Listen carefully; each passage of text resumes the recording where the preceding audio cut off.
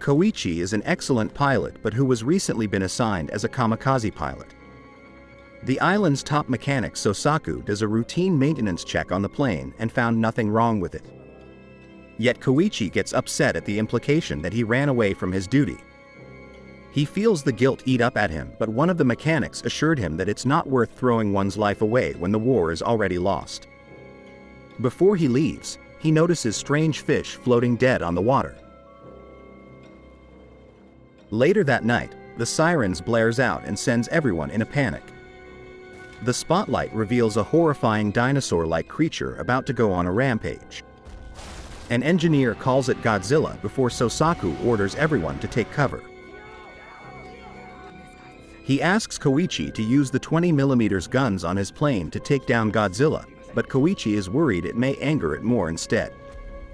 Koichi quietly makes his way to the cockpit, but the sheer presence of Godzilla has frozen him in pure fear. Sosaku realizes that Koichi is hopeless, so he orders everyone to retreat. But one of the men shoots Godzilla and all hell breaks loose. Godzilla wastes no time in clearing the area and massacring everyone. Koichi can only stare in disbelief at all the carnage that's happening, and he barely gets away.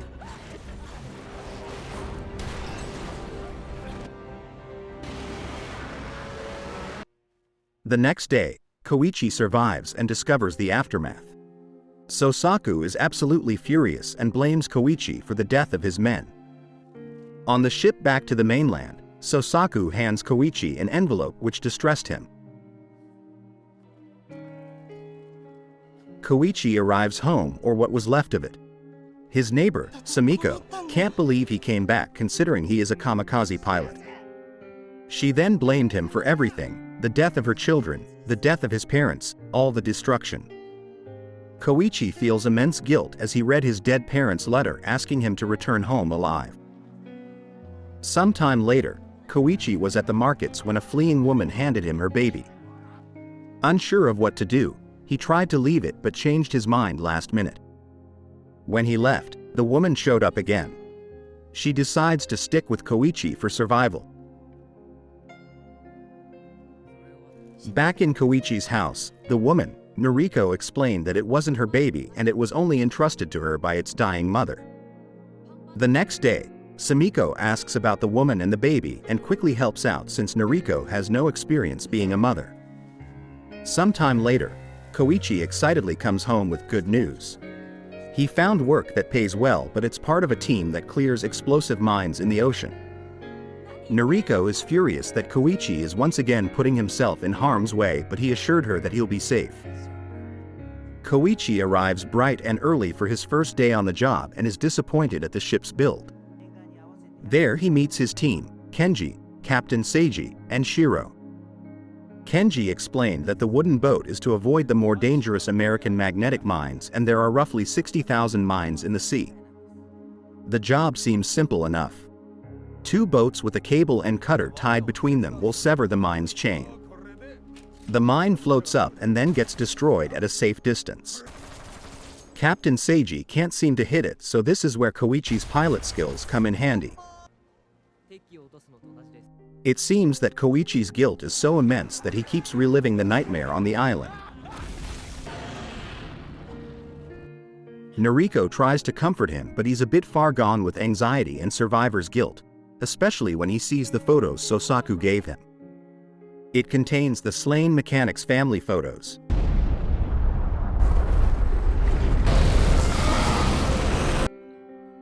Life goes on for Koichi, Noriko, and Akiko. Bit by bit, they rebuild their lives from the ashes of war. Noriko even gets a desk job in the newly rebuilt Ginza district.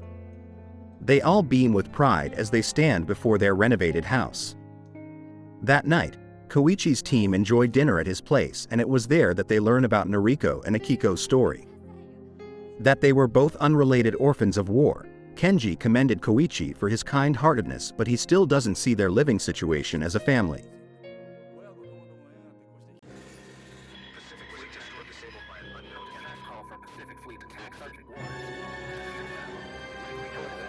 Unfortunately, the peaceful times were short-lived. The team discover the ruins of a destroyer. No man-made weaponry could have done such damage. This is where Koichi state that it has to be Godzilla. The incident at Odo Island was covered up as an attack by the Americans, but Koichi explained that wasn't the case. Kenji then admitted that their objective today is to intercept Godzilla and stall for time while waiting for Takao heavy cruiser from Singapore. Furthermore, the government can't help them since most of the country's weaponry and warships have been decommissioned after their surrender. They need to source their weapons themselves, so they took a couple of mines and wait.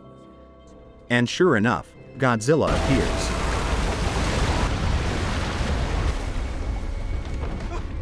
They all hightail out of there with Godzilla in hot pursuit.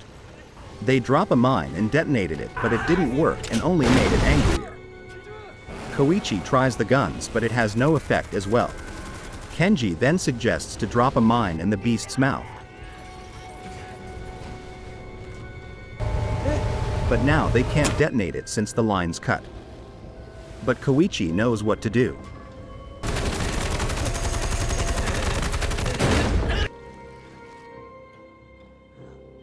The damage is significant, but unfortunately, Godzilla regenerated instantly. And just in the nick of time, the Takao arrives and saves them.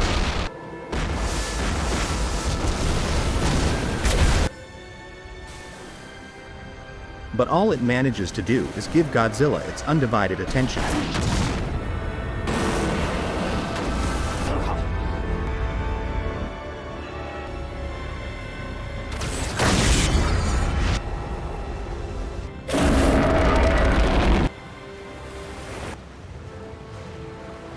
Koichi wakes up in the hospital and immediately tells everyone to sound the alarm since Godzilla is coming to town. But Kenji tells him that they're on their own since no one will take responsibility for the chaos. Back at home, Noriko confronts Koichi about his nightmares and he confesses everything. How he lied about his plane being faulty so he doesn't get to be a kamikaze pilot. How he failed to protect the mechanics at the island against Godzilla. How he's tormented day by guilt of being the sole survivor. However, Noriko tells him that survivors are meant to live.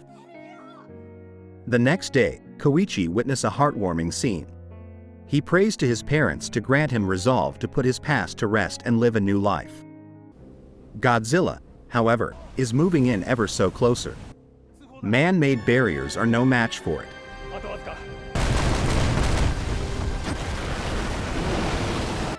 Then news breaks out that Godzilla has already reached Ginza, where Noriko works. And it's already pandemonium out there with crowds of people trying to escape.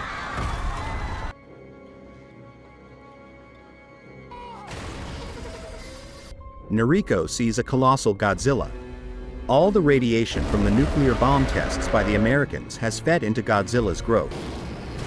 Noriko can only stare in horror as Godzilla picks up the train like it was a toy. She hangs on for dear life and manages to drop safely below. But the news crew up on the roof weren't so lucky. They dedicated their lives for this once-in-a-lifetime scoop. Koichi catches up to Noriko and they both join the others in fleeing. A line of tanks counterattack to no avail.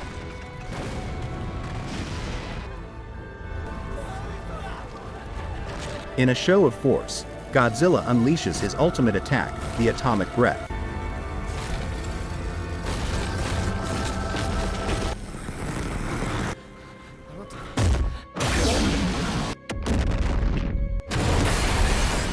The shockwave instantly hit, but Noriko manages to push Koichi away to safety. After the dust settles, Koichi is horrified to see the devastation before him. He collapses, fearing that Noriko is gone. With a final roar, Godzilla moves on, leaving Koichi screaming in rage. Ginza has been turned into a wasteland. And to make matters worse, Godzilla's path of destruction left radiation behind. Koichi holds a small wake for Noriko, but it's apparent that he's lost in grief. He sees the photos of the deceased mechanics and accepts the fact that he'll never be allowed to be happy. Kenji approaches him shortly and solemnly tells him there is a plan to defeat Godzilla, and if he wants to join in. Koichi's desperate eyes says it all. During the action plan briefing, ex-Navy personnel are once again called reluctantly for duty, and most were not too happy. They are only given 4 destroyers, all of which has been disarmed. The US can't help them out since significant military moves will spook Russia. Kenji then takes over and explains the plan. He's actually a highly respected ex-Navy technical officer. In a demonstration, their plan is to trap Godzilla in Freon gas and sink it to the bottom of the ocean, therefore crushing it from the water pressure. 2 ships will approach Godzilla with multiple Freon gas cylinders tied to a cable between them. They will then surround it and wrap the cylinders and release the gas, causing Godzilla to rapidly plunge 1,500 meters. However, just in case it doesn't do the job, a plan B is ready. A balloon will also be deployed to rapidly float and bring Godzilla to the surface, thus causing massive decompression sickness. The plan is sound, but there's no guarantee it'll defeat Godzilla, so a few men walk out since they have families already. But a greater number stayed to join the fight. Later that night, the team is having dinner while discussing the plan.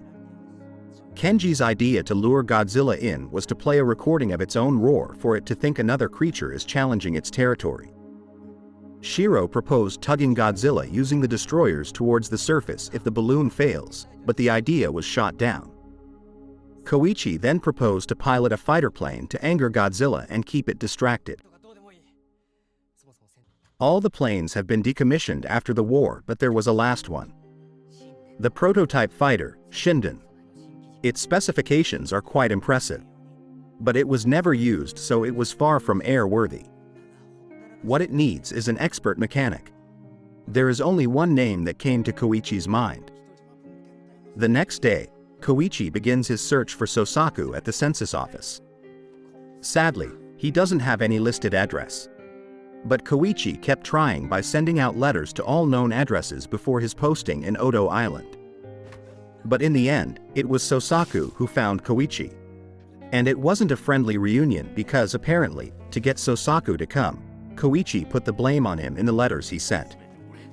Koichi then tells Sosaku his plan and begged for his help. Sosaku initially refused, but after hearing Koichi's darker side of the plan, he changed his mind. Sosaku shows up looking all clean and professional and promised to do what he can. The Navy is also gearing up for battle, but only this time, everyone is burning with a joyous passion. Then the moment they're waiting for arrives, Godzilla has been spotted and on its way. But before they were dismissed, Kenji has a few encouraging words to say to everyone.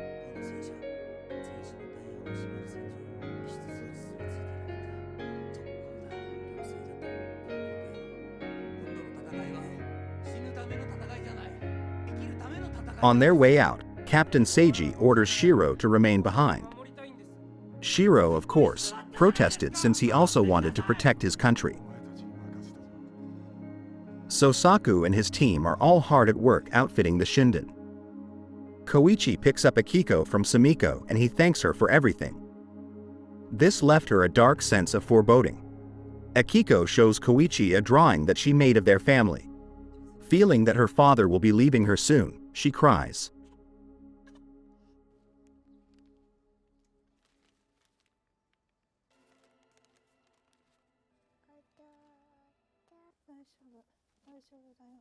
The Shinden is finally ready. Sosaku gives Koichi the rundown on weaponry. Koichi is conflicted since part of him wants to live. While he can't do anything more for the dead mechanics, he'll do what he can to protect Akiko. Sosaku shows him how to arm the bomb and another feature he installed. Klaxons blare out. Godzilla is nearing the shore. The advance party warns everyone and they all scramble to position, but Godzilla is advancing faster than predicted. Koichi is ready to fly out when he hears the news. With a final salute, he takes off.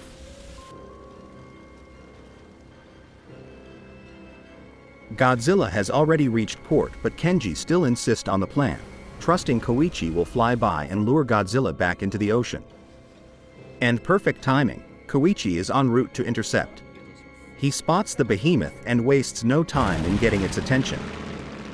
This annoyed Godzilla, so it decides to follow it back into the ocean.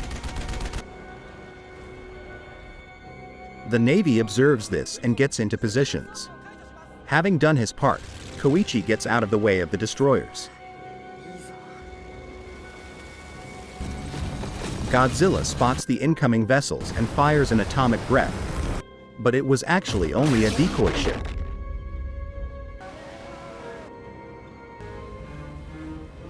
This is a perfect opportunity for the destroyers since it'll take time to regenerate and fire again. So the ships deploy the cables with Freon canisters and proceed to circle around Godzilla, with Koichi keeping Godzilla's attention to himself. With the cables nearly wrapped around Godzilla, Captain Seiji is close to activating the Freon. Unfortunately, Godzilla is also close to blowing them all up. But the Navy was faster and the gas sends Godzilla plummeting towards the ocean floor rapidly.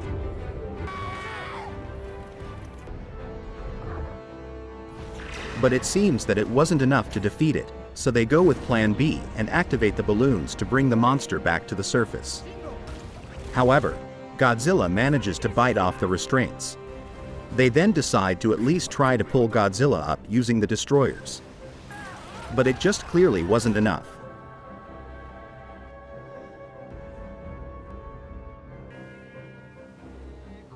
And just when all hope was lost, Shiro arrives with a battalion of tugboats and they all start dragging Godzilla up. This start to work and Godzilla breached the surface, but the decompression damage wasn't enough to destroy it. Now blind with rage, it begins warming up the atomic breath. Time slows down for everyone in the face of their impending doom.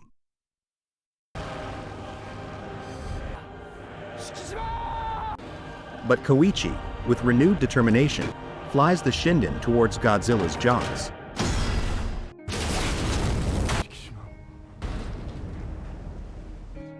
The team was devastated for losing Koichi, but then was elated when they see his parachute.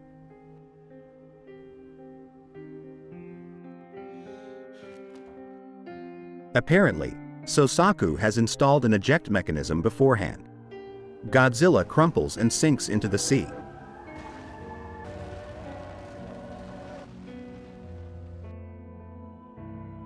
All the soldiers salute in honor of their adversary who not only brought out the best in them, but taught them the strength of human will. Everyone goes home victorious and Koichi is hailed a hero. Samiko comes rushing in with Akiko with a letter. Koichi rushes into the hospital to find Nariko alive and recovering. They all fall into each other's embrace. A bright and loving future lies ahead of them.